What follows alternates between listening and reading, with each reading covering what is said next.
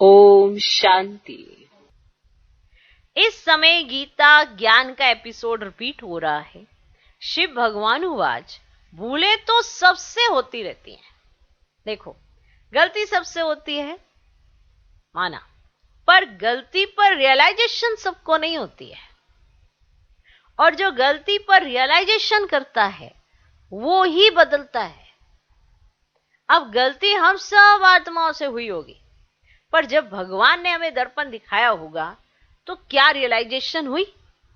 अगर हुई तो आप बदल जाओगे, और अगर नहीं हुई तो फिर आप में ना तो कोई बदलाव आप खुद महसूस करेंगे, ना ही कोई दूसरा महसूस कर सकता है। जैसे पहले थे वैसे ही अभी। तो उनसे पूछो क्या अनुभव हो रहा है, तो उनको कोई अनुभव नहीं होता है, क्योंकि वो जो पहले भी जैसे थे वैसे ही है, क्योंकि उनको रियलाइजेशन नहीं हुई कि हमसे बहुत विक्रम हुए हैं, बहुत भूले हुई हैं।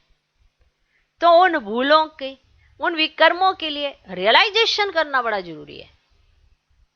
जैसे कोई भी इंसिडेंस होता है, कोई गलती होती है, तो वैसे मुख से कह देते हैं सॉरी सॉरी सॉरी, लेकिन अंदर से मानते हैं कि ये गलती मेरी इस वजह से हुई या उस वजह से हुई या इसकी वजह से उसकी वजह से। तो ये कौन सी रियलाइजेशन है? हर कर्म करने वाली तो मैं आत्मा हूं ना। समझ तो मेरे अंदर बाबा ने दे दी, अब उस समझ का प्रैक्टिकल स्वरूप तो मैं आत्मा हूं ना।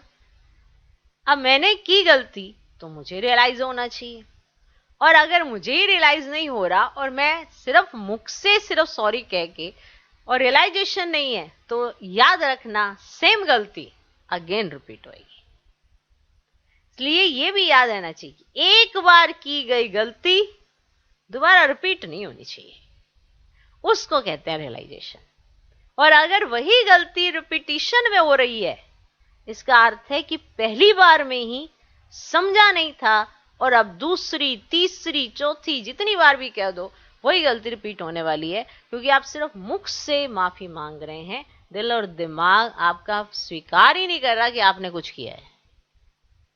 तो बताओ, परिवर्तन आ जाएगा?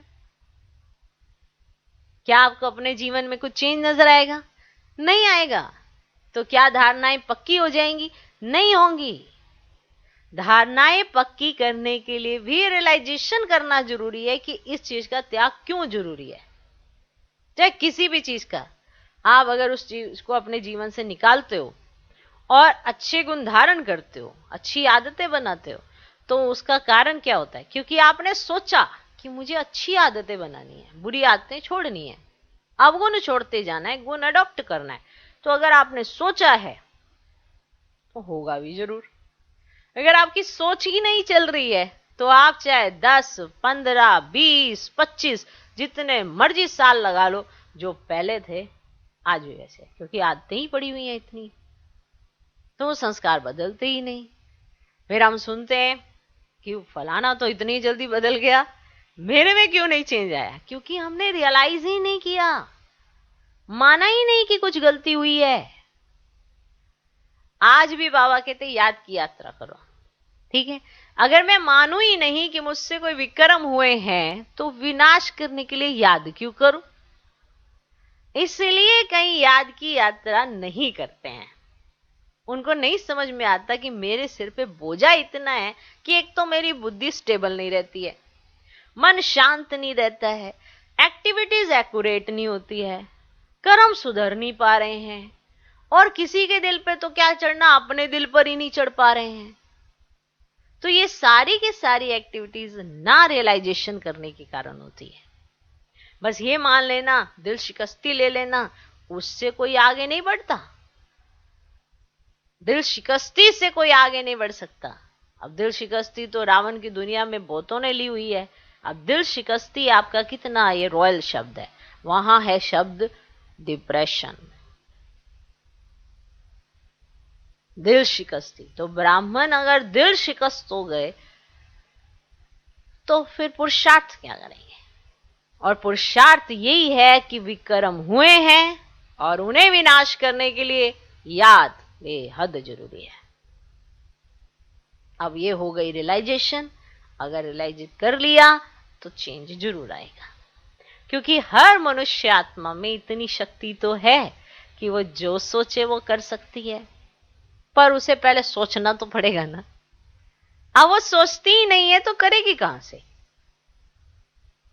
इसीलिए आप दुनिया में भी देखते हो कईयों की विल पावर बड़ी स्ट्रांग होती है, कुछ भी कर लेते हैं। तो वो सोचते हैं तभी तो कुछ भी कर लेते हैं। बिना सोचे ऐसा क्या मना, उनके पास कुछ भी नहीं है। कोई जादूगरी थोड़ा होती है। किसी के पास अगर कोई भी किसी भी चीज को करने की अगर क्षमता है तो उसकी प्रैक्टिस वो करता है। दुनिया के सामने अगर उसने अपनी क्षमता दिखानी भी है तो वो बेहद प्रैक्टिस करता रहता है। किसी ने अगर अपने बालों से ट्रक ही खींचना है, किसी ने अगर अपने दांतों से कुछ ऐसे ही हवाई जहाज ही खींचना है, तो भी तो वो प्रैक्टिस करता होगा। हवाई जहाज कितने उसका होता है, कितनी माना उसके अंदर पावर होती है, कितना उसका वजन होता है, तो वो उतने वजन की कई चीजें कलेक्ट करेगा और फिर बाद में शो करेगा कि मैं डायरेक्ट अब उसको खींचूंगा। अब ये उसने प्रैक्टिस की, रियलाइज किया, समझ में आया कि इसके लिए मुझे इनर एबिलिटी किस तरह से बढ़ानी है, तो वो जब बढ़ाएगा तभी तो कर पाएगा। और हम क्या कहते हैं, हमसे नहीं हो सकता, हमसे करना क्या है, हमें सिर्फ याद की यात्रा, जिससे हमारे विक्रम हो जाए विनाश और बुद्धि हो जाए सक्षम, उसमें ताकत है। और हम कुछ भी निर्णय जब करें तो वो सही होना चाहिए।